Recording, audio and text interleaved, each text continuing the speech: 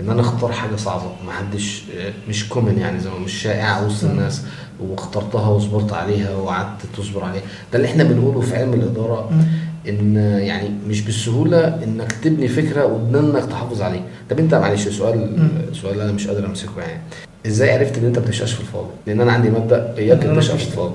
ازاي عرفت انك ما بتشقاش في الفاضي؟ يعني احيانا كتير لما الواحد بيمشي ورا شغفه بيبقى بيواجه مشكله، يعني تفهمني طبعا. طبعا فاهمك. لو انا هشتغل لمجرد ان انا الحاجه اللي انا مثلا بتخيلها، النقطه دي بالذات هتوديني في حته تانية بعيد عن الناس.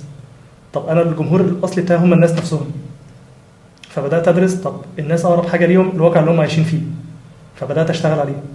بدات اخطط ازاي ان انا خلاص ان انا هكمل في ده، وان انا مش هحبس نفسي جوه صندوق واحد. لا، انا هبدا كل شويه ان انا اتوسع اكتر.